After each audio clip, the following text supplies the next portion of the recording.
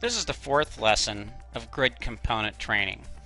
And in the last lesson, I added a new button for an order view dialog, which was an existing installed component for agility. So in this lesson, I want to talk about how to reuse installed components. So let's get started.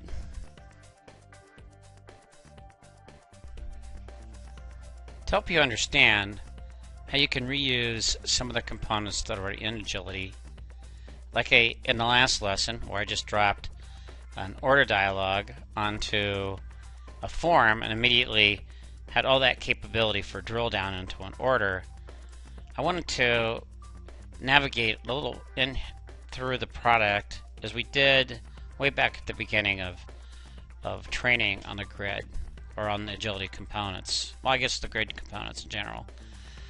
And we talked about this type of a top 50 drill down grid, and let's just go look at bikes, or more in particular just bike. Now the bike component or the bike item typically is a bill of material item, so you'll see here you can drill into bill of material, and this is an indented bill that's in the system. I can also drill into the first button, which is a multi-level item view, which is as robust as a multi-level item view in Macola. Now the reason we created core drill downs like a multi-level item view, or even an item master, or an order master, order header detail, order invoice master, order history master, a pop, or a shop floor. At some point in time, when you're organizing your data or you're drilling into your data, you're going to get to a screen where you would like to navigate to, I would like to see what the item location record looks like for that. And what we didn't want you to do was to have to cut and paste that item number or go retype that item number into Macola and have to flip between the two systems. We wanted you to have those core drill downs available to you, and they're part of your development environment. They're part of the drill downs here. I think the inventory master list is very relevant in that it lets you navigate from any item to open orders, its master list, history. If it's a pop order, we can drill into the pop orders related to that, and then drill into the production orders, look at their production information, captured bills, costs, same as you would expect to be able to do in Macola. So you don't have to transpose that data, you can just reuse these. Now how do you know how to find these?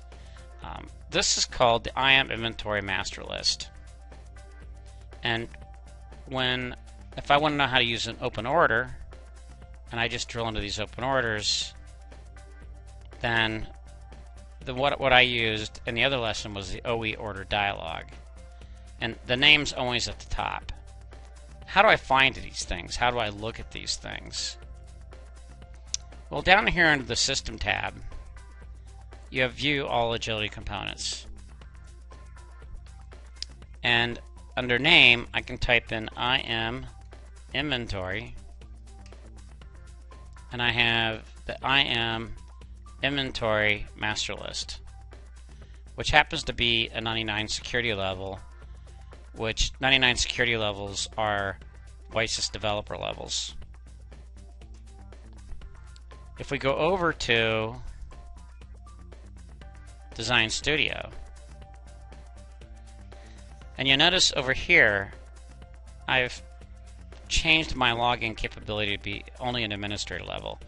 Your security levels are administrator right now at 50, a designer, a developer at 80, and then WiSys developer, which is only us, which are locked in views that we ship with the product, at 99.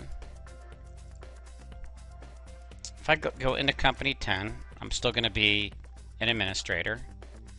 And because I'm an administrator, I only see administrator projects.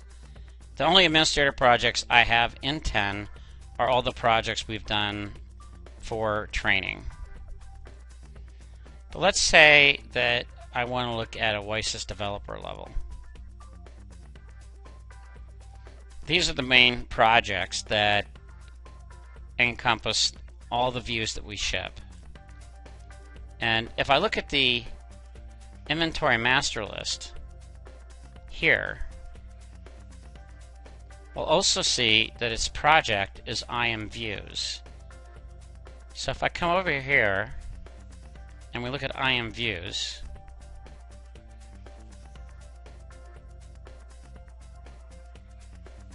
I'm getting into that project. Again, the name of this is IM Inventory Master List. So we'll come over here, IM Inventory Master List. Now, one of the things we've done is, even though I'm only an administrator, I'm able to go look at these. You'll see that I can navigate through them. In a way, it would even let me make changes. But I can't say OK and I can't say apply. Therefore, I can play around with these all I want. I can see exactly how multi-level item view, here you go, this is now the name and the lookup for inventory multi-level or location. I can see the linkage variables. Now I could copy this into another project, and we've looked at copying in many other projects, but now I can actually navigate without ever taking this code. I can just observe this code.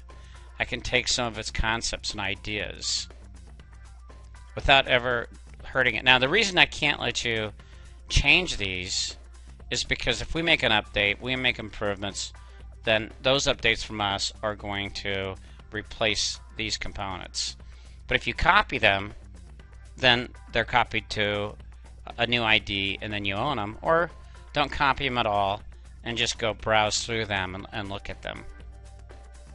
So there's a lot here, not to go through everything, but I suggest a good way to go look at many of these master views, the ones that I think have huge reusability, is to start here at the inventory master list, drill down, because everything related to an item, whether it's a shop item, item master, open orders, POs, anywhere you want to navigate for an item, you're going to have an example of that here. You can go from here to find out where the components are, find out the project, and then come over and open that project. Again, if it's a WiSys developer level and it came from us, then they'd be under the 99 developer level. And that is the end of this lesson. I want to thank you for taking the time to watch this video tutorial, and I encourage you to move on to the next video tutorial in this series.